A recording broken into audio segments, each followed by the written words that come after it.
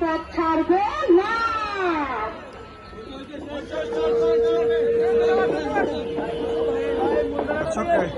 শিক্ষা মন্ত্রণালয় থেকে ফিরে তারা কিন্তু স্পষ্ট জানিয়ে দিলেন তাদের যোগদান যতদিন পর্যন্ত দেওয়া না হবে ততদিন পর্যন্ত তারা কিন্তু রাজপথ ছাড়বেন না।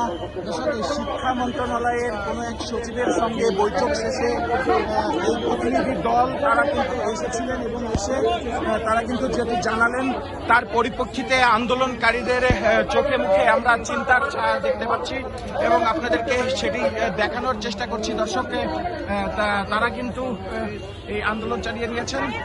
দর্শক, আমরা কিন্তু আপনাদেরকে দেখানোর চেষ্টা করছি যে তারা কিন্তু কোনো কর্মসূচি শেষ করে নেই। তারা কিন্তু শিক্ষা মন্ত্রণালয় থেকে এসে স্পষ্ট জানিয়েছে তারা যোগদান না নিয়ে ঘরে ফিরবেন না। অতএব তাদের সেই চলমান কর্মসূচি কিন্তু চলমান থাকবে, সেটি জানিয়েছেন শিক্ষা মন্ত্রণালয়ে যাওয়া এখান থেকে একটি প্রতিনিধি দল ফিরে কি বলছেন সেটি আমরা আপনাদেরকে সরাসরি দেখানোর চেষ্টা করি।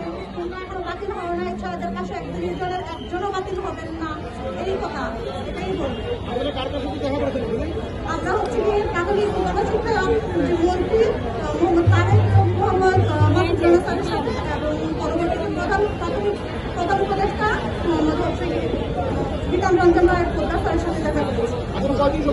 আপনারা যেহেতু বিষয়টা আদালতের বিষয় সেক্ষেত্রে তারা কিছু বলছে তারা আদালত থেকে তো আমরা দেখা করতে চাইনি। আমাদের সুপারিশ আমরা সরকারের কাছে গিয়েছি, অধিদপ্তরের কাছে গিয়েছি, কিন্তু তারা আমাদের বারবার আশ্বস্ত করেছে যে আমরা একজনও বাদ যাবো না।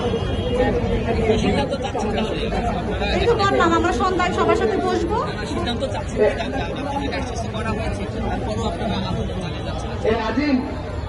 বললাম তো, যতক্ষণ না পর্যন্ত আমরা যোগদান অনলাইনে দেখবো ততক্ষণ না পর্যন্ত হচ্ছে আমরা রাজপথ ছাড়বো না। এটা রাহুল অ্যান্ড ক্লিয়ার।